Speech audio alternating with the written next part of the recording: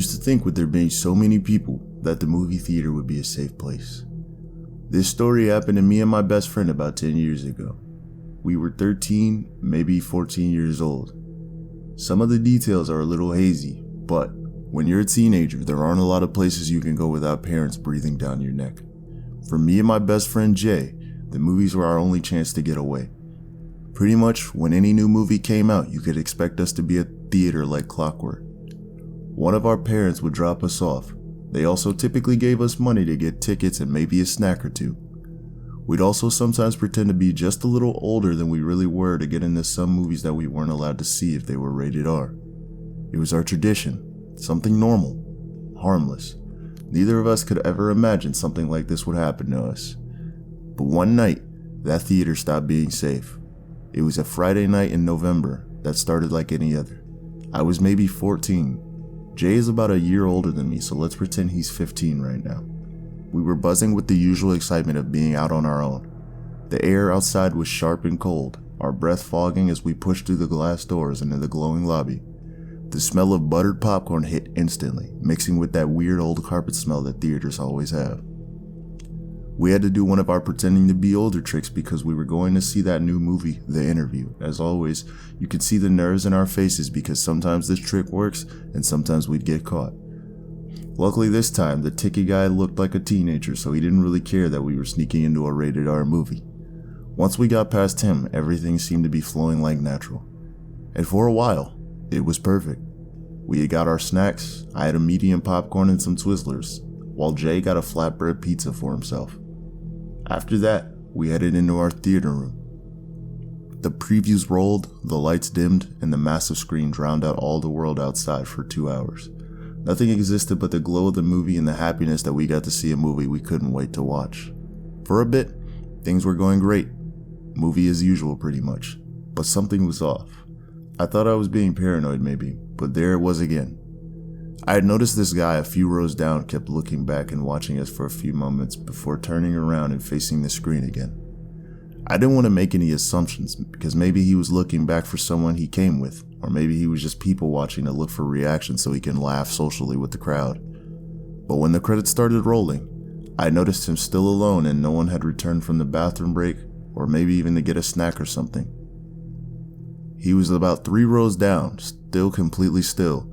No drink, no popcorn, no jacket thrown over the seat, just sitting there. Hands folded neatly in his lap. Most people left when the credits started.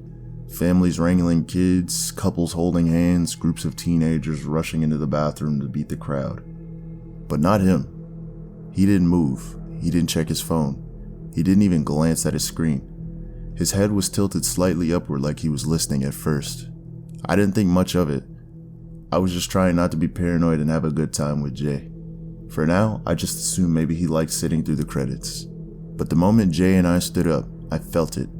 That tingling feeling on the back of the neck as if you're being followed. I looked back and the man stood up too. We moved with the crowd, weaving toward the exit. I kept glancing back and every time I caught him in my peripheral vision, he wasn't close enough to touch us, but he was close enough to follow. "Dude," I whispered. I nudged Jay and said, "That guy's behind us." Jay shrugged it off. "So? He's probably just leaving too." I wanted to believe that. I really did, but the unease followed me into the lobby. The theater was still buzzing with people when we walked out. Families gathering near the arcade games, a couple of kids from our school playing air hockey, college kids lined up at the concession stands for refills before the second showing. We had stopped at the vending machines near the exit to wait for Jay's mom. She texted that she was about 15 minutes late. That's fine, we waited before. The man walked past us at first, moving toward the arcade games. He stood there, pretending to scroll on his phone. But he wasn't playing, he wasn't meeting anyone, and his eyes weren't on the screen. They were on us. Every time Jay laughed or shifted, the man's gaze followed. I tried to brush it off. Maybe I was imagining it. Maybe I was paranoid. But the longer we stood there, the more obvious it became. He wasn't watching anyone else, just us. The crowd thinned. The families left first, kids dragging their parents towards minivans. The college kids disappeared next, heading out in groups. Slowly, after the theater seemed quiet, That's when the man finally decided to move. He left the arcade area and walked back towards us.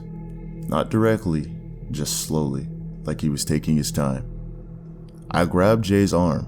He's coming. Jay turned, but he looked annoyed with me. Bro, maybe he just wants a drink from the machine. But he didn't buy anything. He just stood near us, close enough that I could hear the faint sound of his breathing. And then, without looking directly at us, he spoke.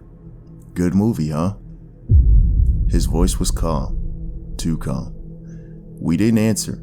I remember Jay shifted awkwardly, pretending to check his phone. The man smiled faintly. "You boys come here often?" That was enough. Every instinct screamed at me to leave. I pulled Jay toward the exit. "Let's just wait outside." We pushed through the doors into the night air. The cold hit instantly. But I didn't care. I just wanted distance. But when I glanced back, my stomach dropped. The man was following us. The parking lot was nearly empty now. A few scattered cars, their windows fogged from the cold. The bright floodlights buzzed overhead, casting long shadows across the asphalt. We walked fast, heading toward the front curb where our parents usually picked us up. The man trailed behind. Not close enough to make a scene, but not far enough away to lose him. I pulled out my phone and texted my mom, "Where are you? Please hurry." No reply. Jay tried his mom, straight to voicemail. That's when the man spoke again. "You boys need a ride?" My heart thudded in my chest. Jay shook his head quickly. "No, our parents are coming." The man smiled wider this time. "It's cold out here. I don't mind giving you a lift. I live close." The way he said it made my blood run cold, like he already knew where we lived. I tightened my grip on my phone. "No thanks," I muttered. We picked up the pace, but so did he. "Hey," he called after us, still calm, still smiling. "Don't be rude, I'm just trying to help." Every step echoed against the pavement. His footsteps behind us grew louder, closer. I wanted to scream, but the words stuck in my throat. The theater door closed behind us with a heavy thud. We were all alone out here. Just us, the empty lot, and him. Then I heard it. The sudden quickening of his footsteps. He was closing in. We broke into a jog, sneakers slapping the asphalt, my chest burned. Every nerve screaming for me to run faster. "Wait!"